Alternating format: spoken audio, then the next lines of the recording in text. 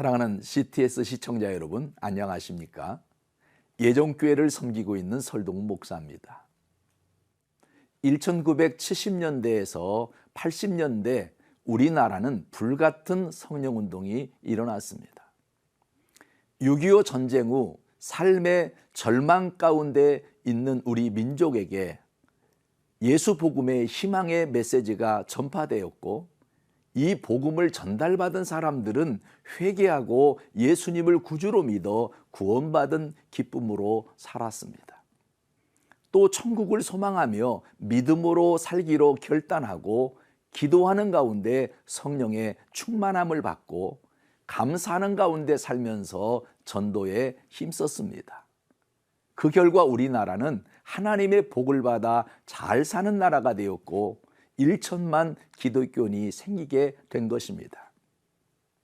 그런데 우리나라가 잘 사는 나라가 되면서 절박함이 사라진 기독교인들이 기도의 줄을 점점 놓게 되었습니다. 그리고 신학보다 과학을 믿고 의지하게 되었습니다. 기도의 중요성은 우리의 기도를 통해 성령이 일하시는데, 기도를 안 하니까 성령이 역사하지 않게 되었습니다. 그러니 하나님의 역사도 일어나지 않고 성도와 교회가 힘을 잃게 되는 것입니다.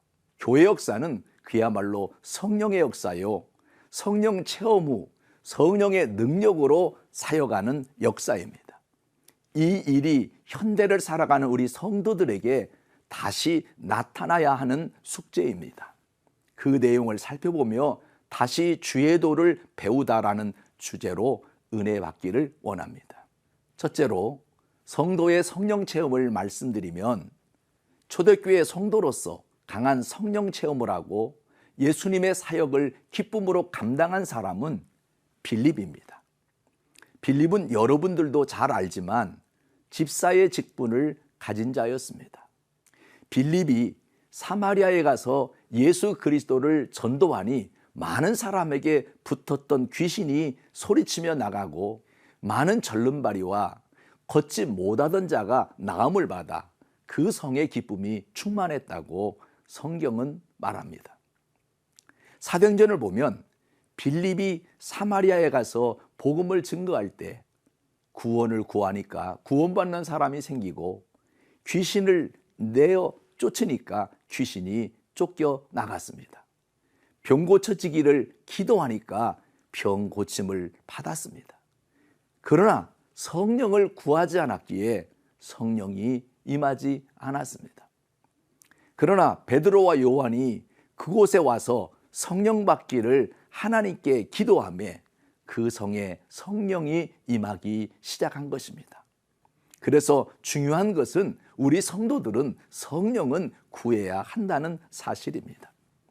두 번째로 살펴보고 싶은 것은 바울의 성령 체험입니다. 사울은 유대식 이름이고 바울은 로마식 이름입니다. 그는 예수 그리스도를 미워하고 기독교회를 회파하는 데 앞장섰던 사람입니다. 그는 예루살렘에서 대제사장으로부터 허가를 받아서 시리아의 땅 다메섹으로 피난 간 신자들을 모조리 잡아 끌고 와서 감옥에 넣기 위해 군졸들을 데리고 시리아로 가던 중 다메섹에서 빛 가운데 나타나신 예수님을 만나게 됩니다. 갑자기 햇빛보다 더 밝은 빛이 하늘에서 비침으로 모든 사람이 놀라 땅에 엎드러졌습니다. 사울도 말에서 떨어져서 땅에 엎드러졌는데 하늘에서 소리가 났습니다. 사울아, 사울아, 내가 왜 나를 박해하느냐? 그는 엎드러져서 말했습니다. 주여, 누시오니까 나는 내가 박해하는 예수라. 사울은 깜짝 놀랐습니다. 자기는 하나님 일한다고 기독교회를 회파하고 교인들을 죽였는데, 바로 그 회파하는 기독교의 주인인 예수가 하나님이라는 것을 깨달아 아는 순간이었습니다. 하나님 체험을 한 것입니다. 이후에 아나니아가 안수하자 사울에게 성령이 임했습니다. 눈에서 비늘 같은 것이 떨어져서 눈이 다시 보이게 되고 그는 성령으로 충만함을 받았습니다.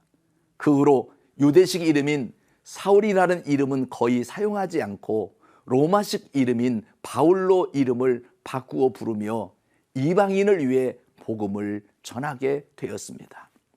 그는 그때로부터 기독교 역사상 최대의 사도가 되어서 천하의 복음을 전파하는 데 가장 크게 이바지한 사람이 된 것입니다. 승리는 성령으로 되어진다는 다시 주의 도를 깨우치는 기회가 되었으면 좋겠습니다.